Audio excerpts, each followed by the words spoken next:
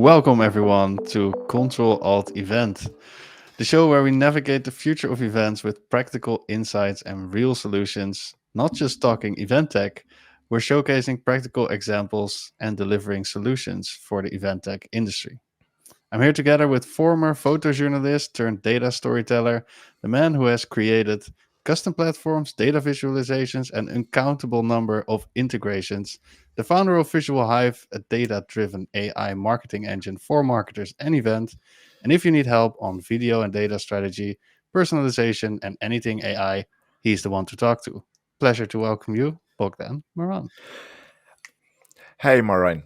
It's a delight to be here. And just to return the favor, in case you don't know him, I'm joined here by an ardent tech enthusiast, founder of Event Mender, who is dedicated to empowering the events industry to harness technology to its utmost capabilities, with an extensive experience working with over 100 event tech providers, which I think is a low number at this point. Also with over 1,000 event professionals, and we're adding to that and orchestrating events across different categories. He stands as the go-to expert for anyone seeking guidance in discovering and integrating cutting-edge event technology solutions. Welcome, Merijn. Thank you very much, Bogdan, and thank all of you that tuned in live for being here today. If you happen to be listening to the recording of this episode, make sure to join us live for the next one each week, every Tuesday, 3 p.m. GMT or 4 p.m. CET, Central European Time, on LinkedIn, so you can get all your burning questions answered in real time.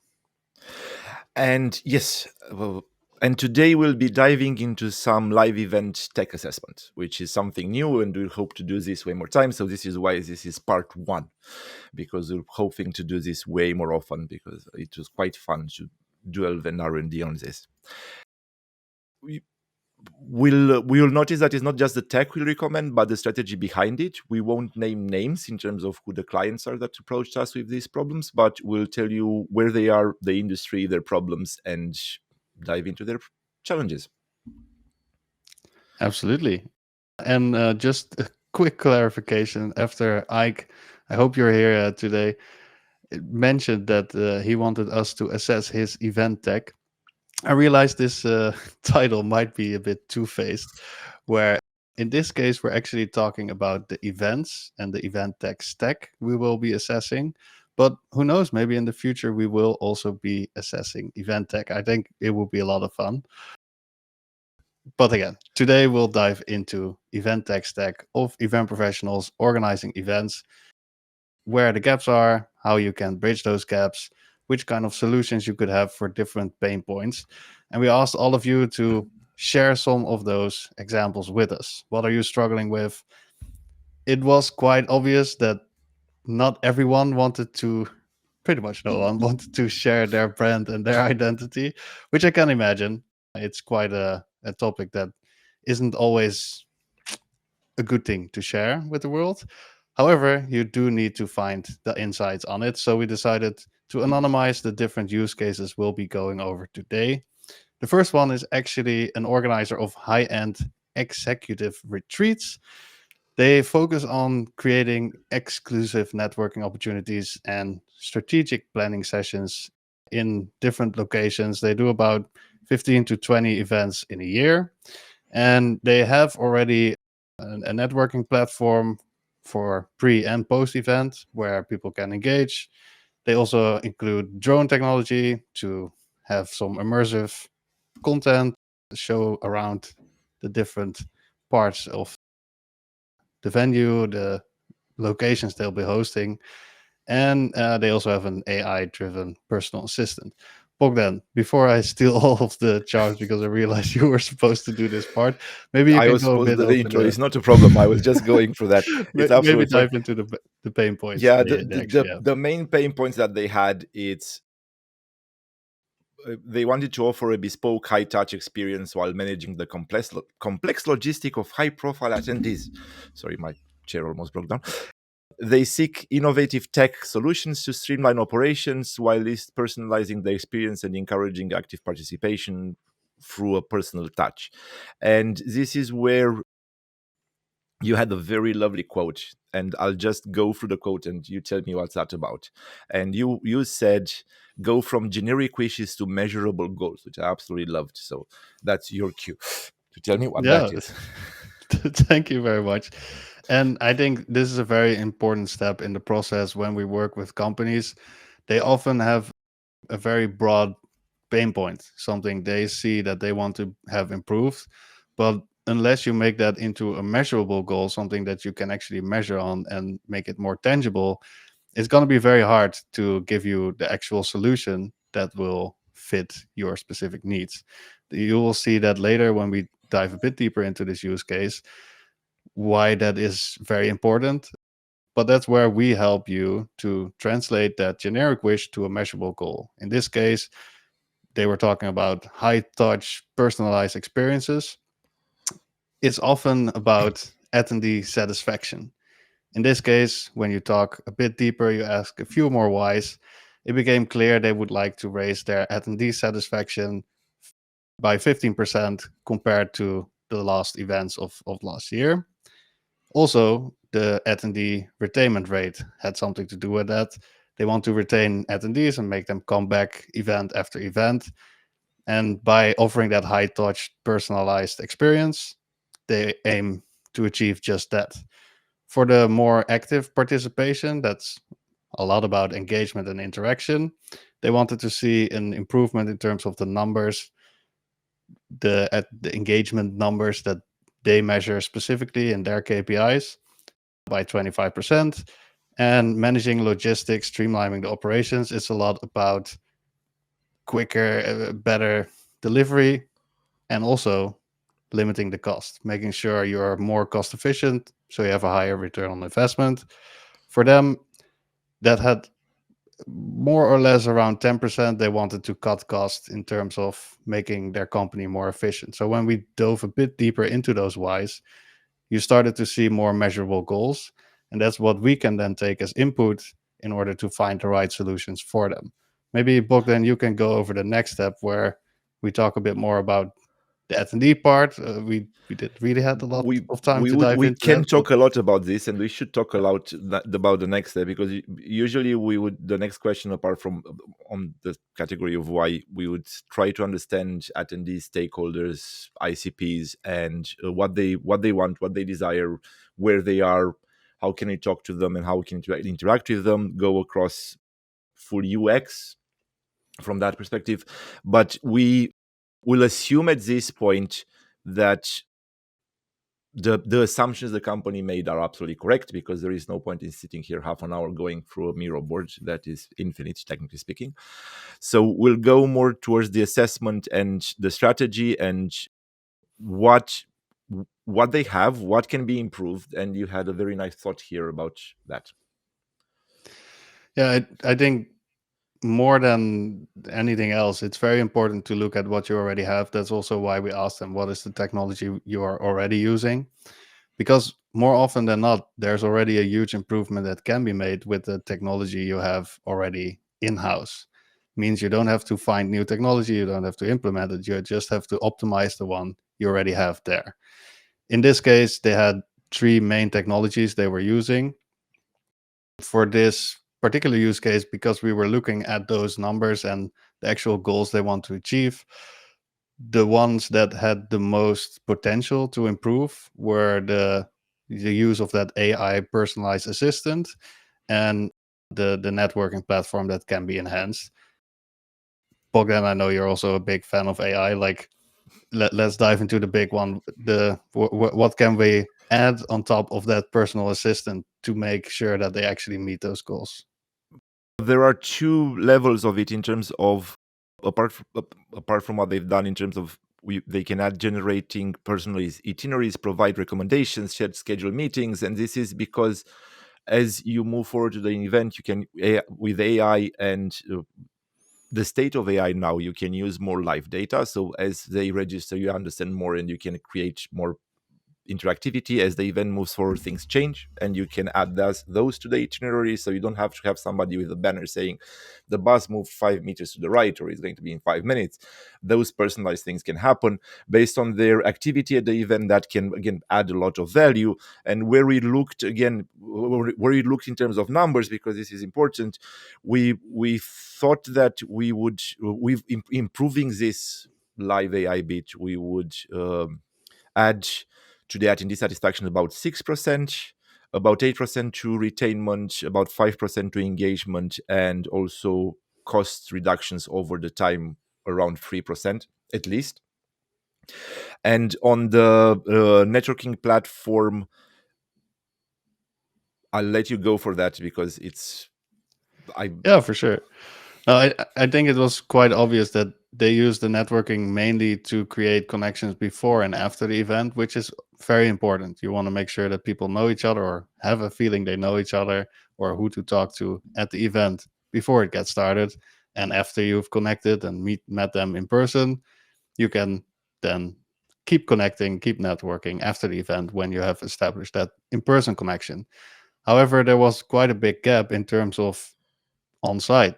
What do you provide them in terms of technology that can enhance that user engagement, that attendee satisfaction, and the retainment within the event itself? And there, most networking platforms also provide you with an event application. Here, an event application can add a lot of different use cases, but mainly just incorporating that AI options you just mentioned. So you don't have to go to a separate app. Everything is in one. You can see the attendees, but also at the event, get a recommendation in terms of, hey, you should meet with this particular person, and then have that facilitated within the app to meet the right person at the right time. So it's easier to find those people and therefore also increase the engagement and the interaction during the event itself. And that's where, as I mentioned, most platforms already have that feature inside of their tech capabilities. So you don't have to go and find a new platform. You can just talk with the platform you're already in business with and ask them to add different features so you can actually meet your attendees not just before and after the event, but also during the event. And in this case, it's estimated that the attendee satisfaction will go up with about 7%, retainment 5%, engagement 15%, because during the event they have a lot more tools to engage with each other, with the event, with the content there. And we also went into to cost a bit. I will dive into that deeper, but just to give you a broad example on how you can use those different costs in combination with those goals to actually understand which tools, which options you should go for, because only implementing what you have already is just the first step. I think Bogdan, we are both very much aware of all the different possibilities that are out there. We wanted to yes. limit it a bit in this case to the specific goals that they have. Know that there's a lot more options out there, but in this case, we had a few things that were missing. And Bogdan, maybe you can dive into the first one. I'll Our list says that the first one is task management to a certain degree, which is quite important because from an operational perspective, and I'll let you do that because I want to do the fun ones. And one of the fun ones that we kind of came up was smart contracts for event agreements from the perspective of using blockchain, or technically speaking DLT technology, to create transparency when it comes to what contracts you have with your suppliers and with your stakeholders, so they know exactly what's happening in terms of how many people are flying, what waste you're doing, and also about workflow and how diverse your workforce is. And that can give you a lot on the building trust with your stakeholders, building trust with the attendees, and getting better at what you're doing. It definitely helps with the operational side. And I'll let you take this one. Yeah, indeed. And as we mentioned in the goals, a big part of that was cost efficiency. And 99% of the time, that's when you start looking at the operational side. You mentioned task management.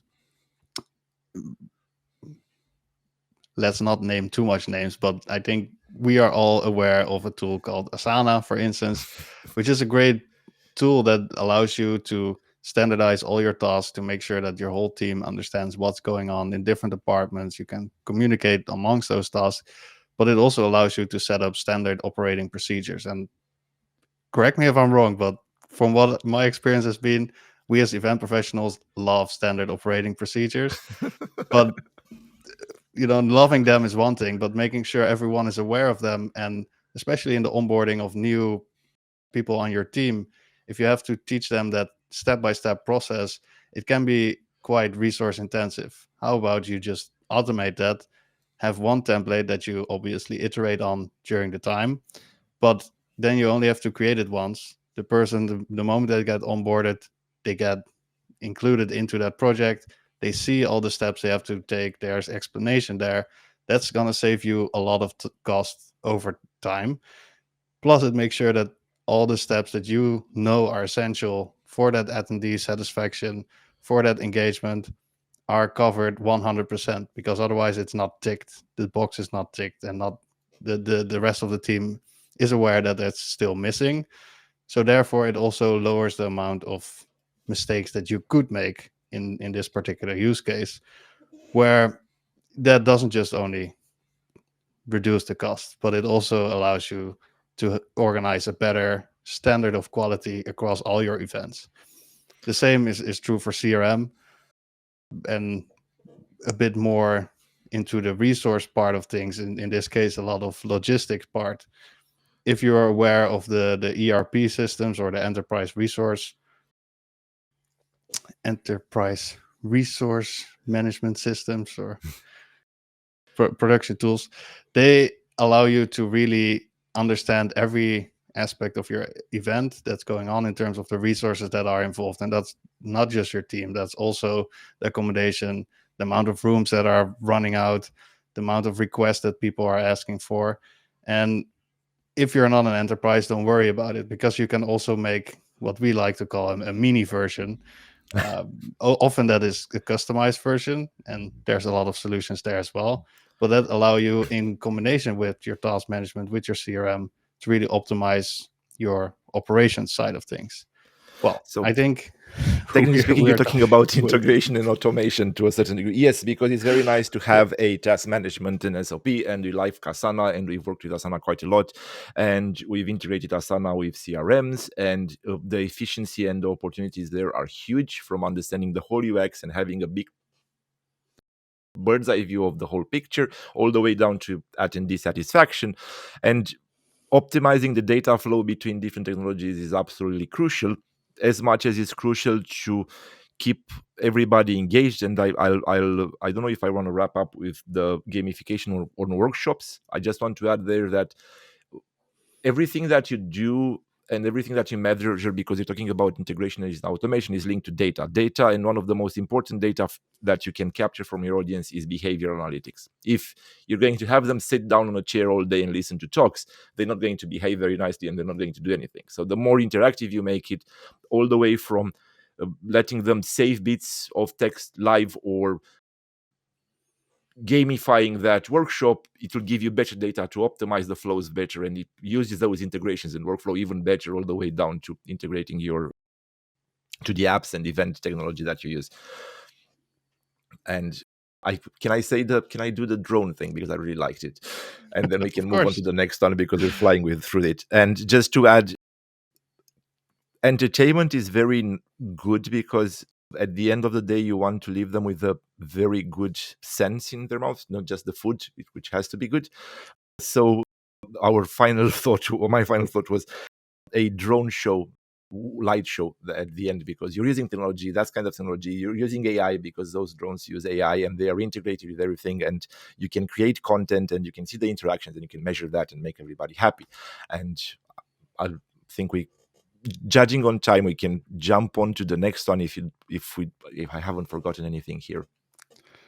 No, I think you're absolutely right. In terms of drones or anything entertainment related, it's not just for that moment to make it a great moment, but also create something that people want to share, make sure that other people are aware of that event that they missed out on, create some FOMO, and ensures they come back next year to see what else crazy you came up with that's going to blow their minds. In terms of the before we jump into the next one, I want to briefly highlight the kind of last step that we go through in a process of Oh, assessing yes, a I did specific forget something. case, because a lot of that is also about crunching numbers. And here we gave some examples in terms of the exact goals they had in mind, that are measurable, that you can completely justify. You make an estimation on the impact a specific tool has. You make an overview of all the tools that you could use and solutions, from AI to drones to CRM systems, all those different parts. You estimate the cost, and you obviously have a budget. And that's where you can crunch the numbers, as in look at the goals you have. Let's say there are four goals. Which one is the most important goal for you? And in this case, it was attendee satisfaction was the one that came out on top. Then look at all the tools you wrote down, all the estimated impact that those tools will make on your event, and more or less crunch the numbers. See which combination of tools will achieve you or bring you the desired result within your budget. And you can have a look at the impact they have on the other goals as well, but focus first on your main goal, because that's the first most important thing. Happy to share that example with you. Actually, we worked out this use case in a bit more detail, so I'm happy to Yes, also provide that in like a and slide deck, how we did it last time, and then you people can did have a look. catch up with a small budget. I think the ERP won because it added the most value to their main goals. And second, but very close, was the CRM, and then you went into the optimizing both. And I think we're talking about a year worth of work around hitting the goals and overarching the goals. But Yes. we did quite a lot of you did quite a lot of work on this one. In this case, within the budget, everything was possible. All the goals we were able to achieve or overachieve within a year time. That was also when they wanted to achieve those goals. It never is like, hey, I have this goal, I want to achieve it tomorrow. So it's always a bit longer term.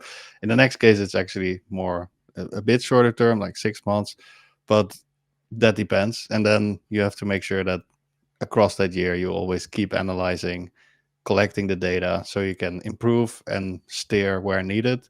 If something is overachieving, that's amazing. If it's underachieving, why is it underachieving?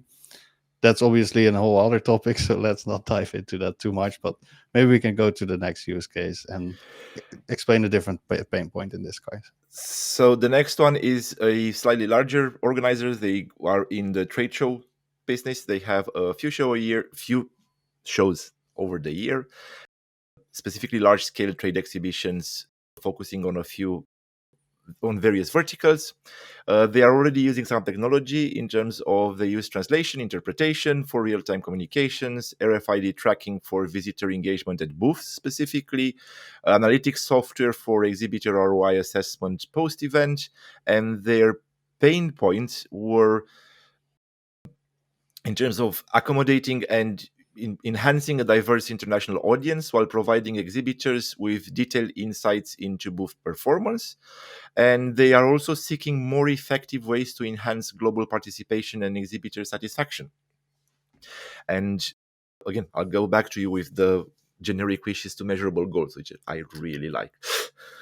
Yeah, again, here they mention a more diverse audience. That's obviously audience diversification, and in this case their specific goal is to add 5 new ICPs or IAPs, depending if you want to call it ideal customer profile or ideal attendee profile, to expand on the different types of attendees they attract.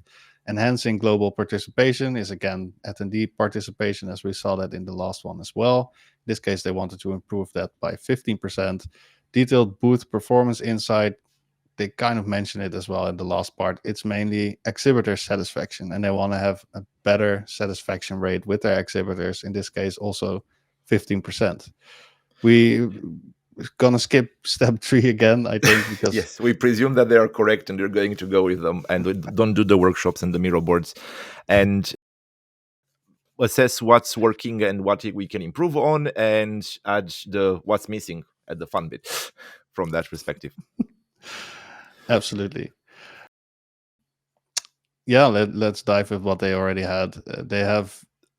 They are tracking visitor engagement in this case through RFID chips, which is amazing. It's a very good step in terms of what you can achieve, but it's quite basic. Just like in the last example, this is a basic use case of a tool that has so much more potential. And especially in this case, you cannot just measure it for tracking that visitor engagement in general, but use it for visitor flow, dwell time, interaction patterns, see how long they stay at the booth. That also ties back to the goal of obviously the exhibitor satisfaction and making sure you can actually show them the data that is behind it.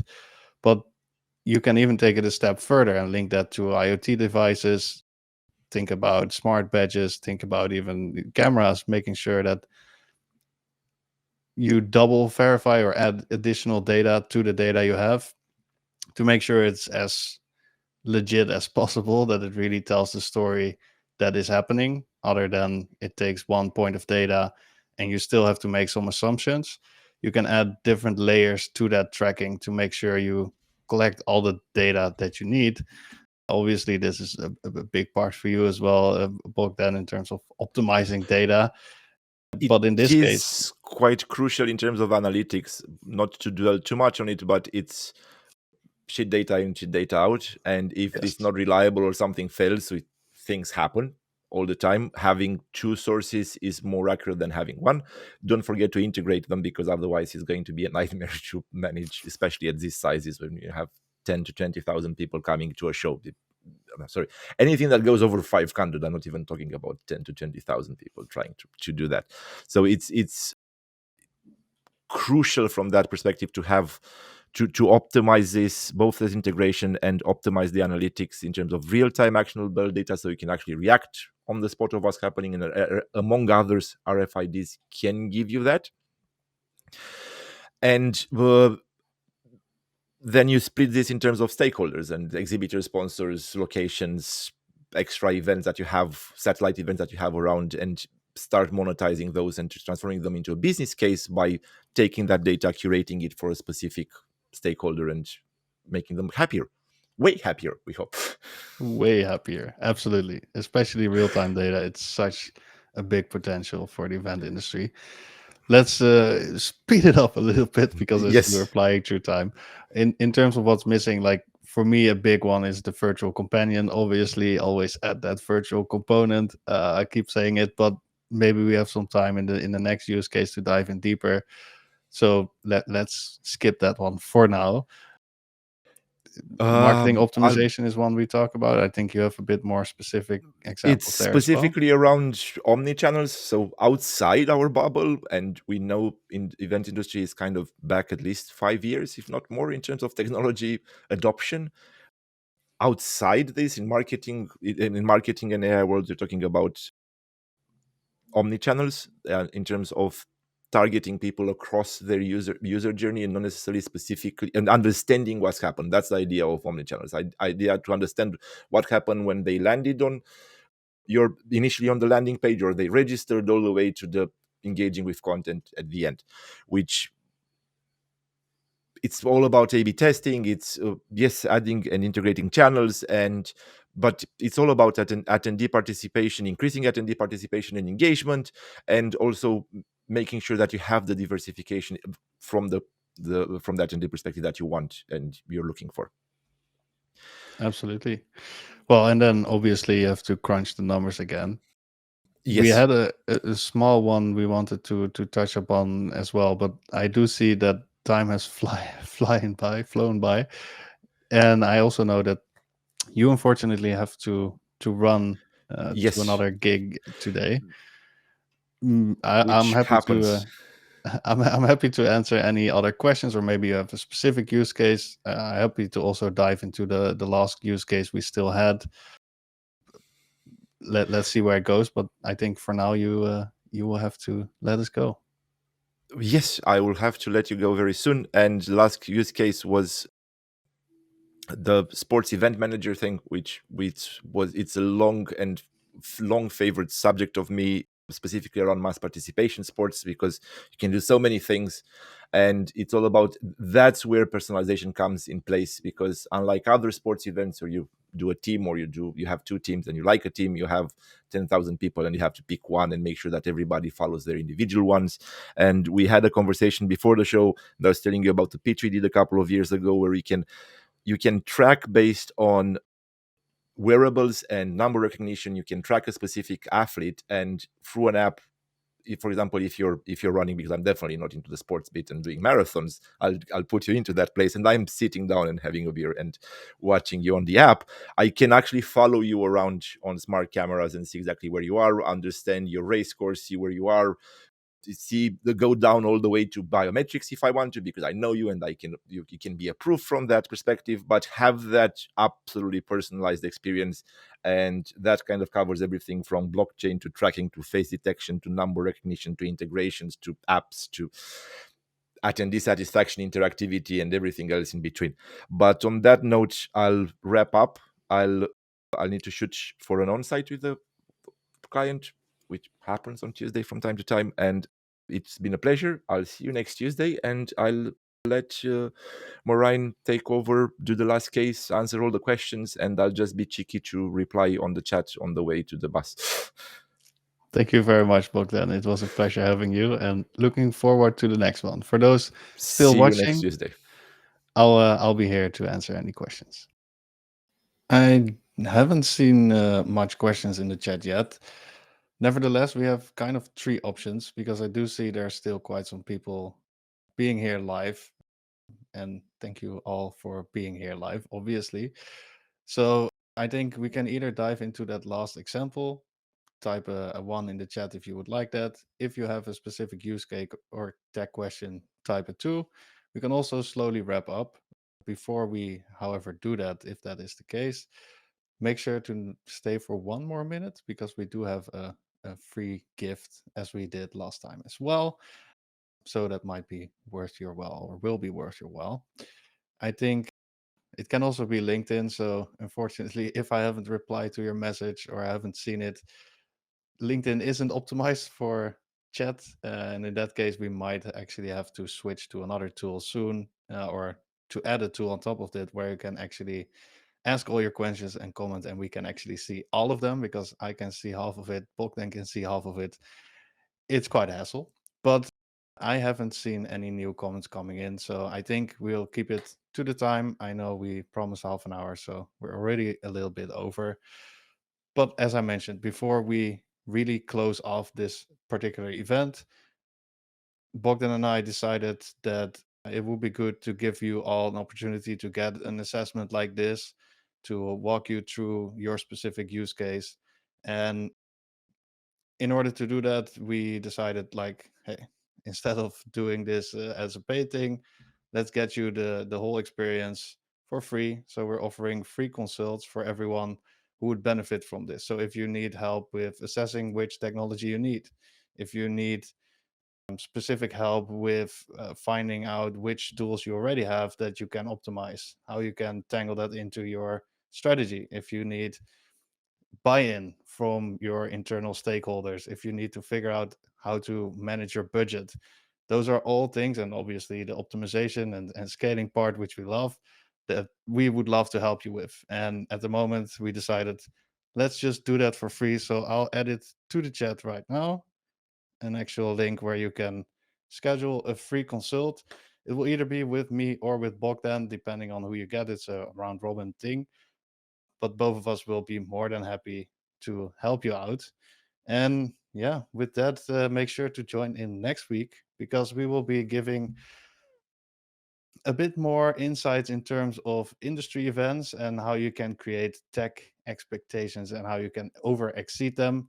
So, how can you integrate event technology within that industry event, showcase the different possibilities we have? We're going to discuss the importance of having high quality technology on display at industry events, considerations for selecting and showcasing tech solutions that are innovative, user friendly, and capable of enhancing the event experience, examples of successful tech implementations, and much more. So that's something to look forward to.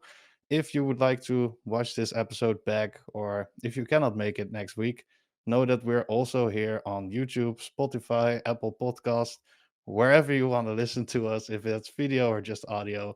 Make sure to subscribe, follow us there, so you can have a quick check back in terms of what we actually said. Obviously, you can also connect with both me and Bogdan here on LinkedIn. We're always happy to help you out with all your event tech questions.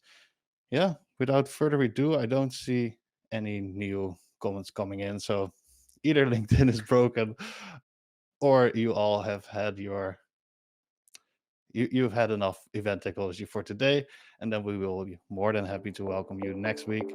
Thank you all so much for being here. We really appreciate it, and we can't wait to meet you in the next one. Have a good day. Bye, everyone.